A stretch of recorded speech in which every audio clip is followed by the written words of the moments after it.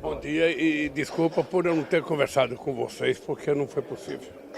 A agenda foi muito intensa e quando sobrava uma hora, eu estava um pozinho da rabiola e eu não ia dar entrevista totalmente, sabe, desconectado com a minha beleza. Então, desculpem. Olha, eu penso que uma coisa importante está acontecendo na relação Brasil-China. É que a gente está ultrapassando aquela fase das commodities e a gente está entrando em outras necessidades. A gente está entrando na questão digital, nós temos muito a aprender com os chineses. A gente está entrando na questão da cultura. É preciso que a gente aprenda, e os chineses também, de que é necessário ter mais chineses nas universidades brasileiras e mais brasileiros nas universidades chinesas. É preciso que a gente discuta a questão da transição energética, porque o Brasil é um país que tem um potencial extraordinário de energia limpa em todos os aspectos e que os chineses podem nos ajudar, não apenas na construção da nova matriz energética, mas as empresas deles participarem de associação com empresas brasileiras. Eu acho que um país que precisa tanto de ter uma interação na conectividade na nossa educação, nas nossas escolas, e nós temos o compromisso de tentar levar, sabe, internet, banda larga, para todas as escolas públicas brasileiras, por todo o território, nós vamos ter que construir parcerias com empresas chinesas para que isso possa acontecer. Eu estava satisfeito porque eu sinto e senti uma extrema vontade do presidente Xi Jinping e dos ministros, sabe, dessa interação com o Brasil. A nossa relação estratégica, eu acho que ela vai se aperfeiçoando cada vez mais e nós não precisamos romper e brigar com ninguém para que a gente melhore. O Brasil tem que procurar os seus interesses, o Brasil tem que ir atrás daquilo que ele necessita e o Brasil tem que fazer acordos possíveis com todos os países. Nós não temos escolhas políticas, escolhas ideológicas, nós temos uma escolha de interesse nacional. Interesse do povo brasileiro, interesse da indústria nacional, interesse da nossa soberania. E, portanto, eu saio daqui satisfeito. Ainda vou ter que passar em Abu Dhabi, vamos ter que assinar um acordo importante para o Brasil, de investimento no Brasil. E no domingo à noite estaremos todos juntos no Brasil. Houve algum avanço no assunto Ucrânia, presidente? Algum passo adiante? Deixa eu te dizer uma coisa. Eu tenho uma tese que eu já defendi ela com Macron, com Olaf Scholz da Alemanha, com Biden. E ontem discutimos longamente com Xi Jinping. Ou seja, é preciso que se constitua um grupo de países dispostos a encontrar um jeito de fazer a paz. Ou seja, eu conversei isso com os europeus, eu conversei isso com os americanos e conversei ontem. Ou seja, quem é que não está na guerra que pode ajudar a acabar com essa guerra? Somente quem não está defendendo a guerra é que pode criar uma comissão de países e discutir o fim dessa guerra.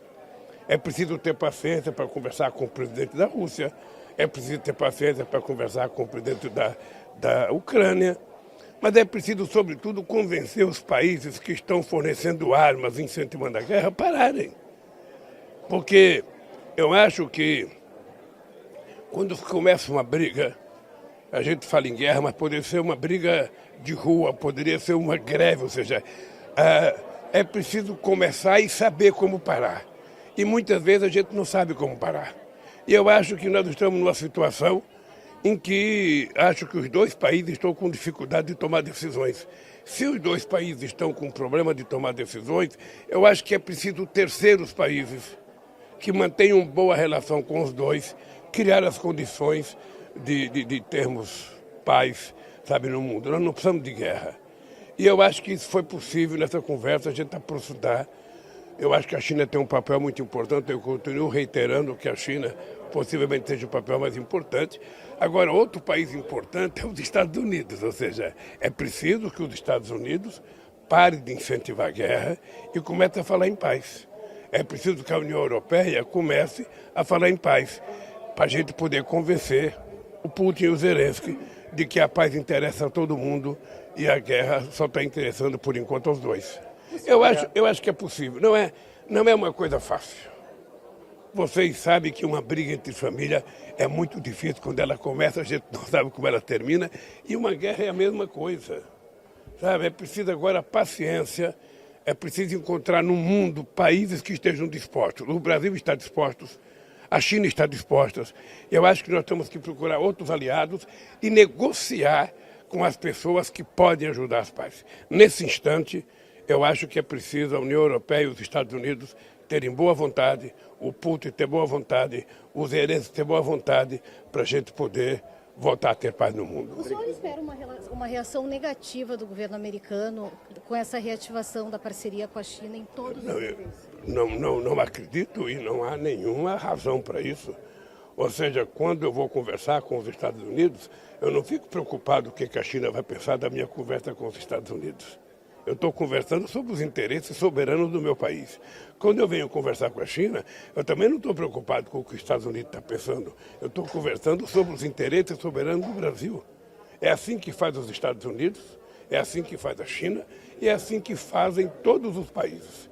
Cada um negocia em defesa da sua soberania e da melhoria de vida do seu povo. Foi isso que eu vim fazer aqui.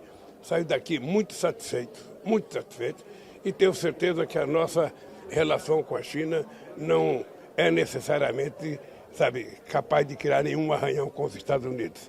Eu fui visitar a Huawei porque eu tenho necessidade de fazer uma revolução digital no nosso país.